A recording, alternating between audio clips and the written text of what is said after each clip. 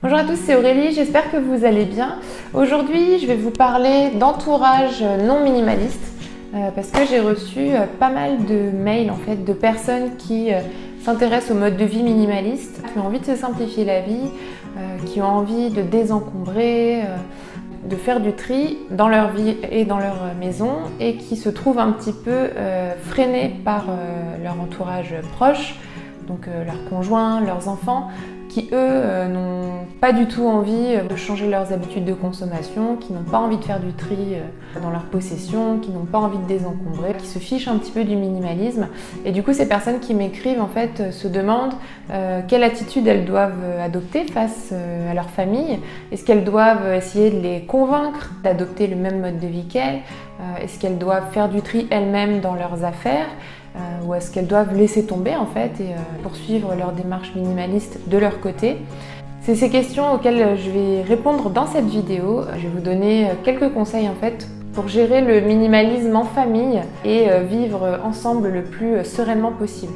Donc la première chose à faire, c'est de montrer l'exemple, tout simplement. C'est vrai, quand on veut convaincre les autres, on a tendance à se dire qu'il faut les saouler avec notre message, qu'il faut leur parler de ça tout le temps. Mais en fait, le meilleur moyen de convaincre, c'est vraiment de montrer l'exemple. Laissez-les tranquilles, ne les forcez pas à faire quoi que ce soit. Parce que quand on se sent forcé, en fait, la première chose qu'on a envie de faire, c'est justement de ne pas faire ce qu'on nous demande de faire. Donc occupez-vous de vos affaires à vous, résistez à la tentation de faire du tri dans les affaires de vos enfants, de votre conjoint quand ils ne sont pas là, quand ils sont au travail, à l'école. Parce que déjà, ils pourraient vous en vouloir d'avoir jeté des choses que eux voulaient garder. Et en plus, c'est important de respecter les affaires de chacun, le rythme de chacun. Si eux ne sont pas prêts aujourd'hui à faire du tri dans leurs affaires, c'est leur droit. C'est comme vous en fait, quand vous vous êtes intéressé au minimalisme, peut-être qu'au tout départ, vous n'étiez pas prêt à désencombrer. Il vous a fallu peut-être plusieurs semaines, plusieurs mois, voire plusieurs années. Donc soyez patient, laissez-leur du temps et incarnez votre message en leur montrant les bienfaits que le minimalisme a sur vous. Peut-être que vous êtes moins énervé avec vos enfants, vous leur criez moins dessus, vous avez plus de temps pour eux, pour faire des activités avec eux. Peut-être qu'avec votre conjoint, vous vous disputez moins, vous lui faites moins de reproches, vous passez aussi peut-être moins de temps à ranger vos affaires, à nettoyer votre maison. C'est ces choses-là en fait qui peuvent les inspirer, qui peuvent leur donner envie de s'intéresser au minimalisme et qui vont peut-être les pousser à vous poser des questions et à entrer aussi dans cette démarche. La deuxième chose que vous pouvez faire, c'est de les impliquer petit à petit. Donc voilà, une fois cette phase où vous montrez l'exemple, une fois que cette phase est passée, vous avez peut-être suscité un petit peu leur curiosité, peut-être leur admiration aussi. Peut-être que voilà, ils commencent à vous poser des questions. Donc là, ce que vous pouvez leur proposer, c'est de faire ensemble, donc avec vous, du tri dans certains espaces de la maison. Par exemple, vous pouvez proposer à vos enfants de faire du tri dans leurs jouets pour qu'ils aient plus de place pour jouer dans leur chambre. Vous pouvez aussi proposer peut-être à votre conjoint de faire du tri dans le garage pour installer, je sais pas, un petit atelier de bricolage ou autre. C'est important en fait que vous les accompagniez sur cette voie du désencombrement sans y aller de manière trop brutale et en leur montrant aussi l'intérêt qu'ils ont à désencombrer. Donc la troisième chose à faire, c'est de fixer des limites à chacun.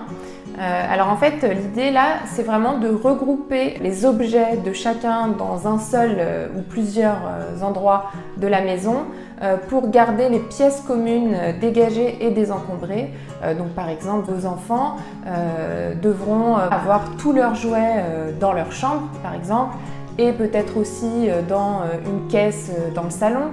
Pareil pour votre conjoint, vous allez déterminer des étagères ou des armoires où il pourra mettre ses affaires à lui. Et comme ça, vous, vos affaires, vous pourrez les mettre dans vos armoires, dans vos tiroirs à vous.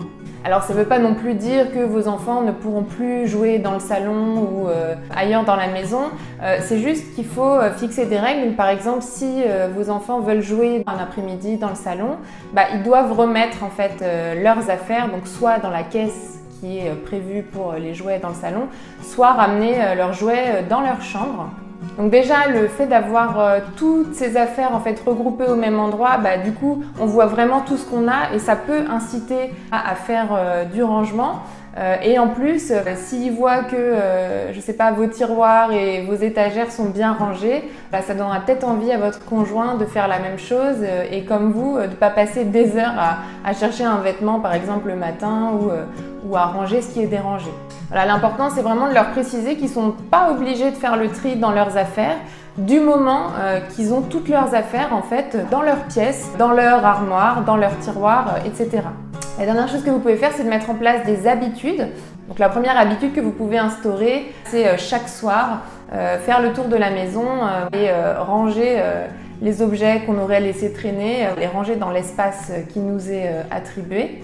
Parce que quand on laisse les choses traîner au bout de 48 heures, ça peut vite être le bazar. Donc vraiment prendre cette habitude chaque soir, chacun fait un petit tour de la maison et ramasse les objets qu'il aurait laissés traîner. La deuxième habitude à mettre en place, alors ça peut vraiment être appris en fait, même pour les enfants très très jeunes et plus c'est tôt mieux c'est en général, c'est de remettre chaque objet à sa place. Quand on utilise un objet, on le remet tout de suite là où on l'a pris. Et la troisième chose, c'est la règle une chose qui rentre égale une chose qui sort. Par exemple, si votre ado veut s'acheter, un nouveau jeu vidéo, ça peut être intéressant que du coup, il en donne ou il en vende un avant de s'en acheter un nouveau. Alors c'est des règles que vous pouvez même accrocher sur le frigo par exemple ou dans l'entrée pour que tout le monde puisse les voir tout le temps. Donc voilà, on arrive à la fin de cette vidéo. J'espère que ces conseils pourront vous aider à vivre le minimalisme en famille le plus agréablement possible. Si c'est le cas, n'hésitez pas à liker cette vidéo. Vous pouvez aussi télécharger mon guide gratuit dans lequel je vous donne des conseils pour simplifier votre vie. Et moi je vous dis à la semaine prochaine pour une prochaine vidéo. Salut!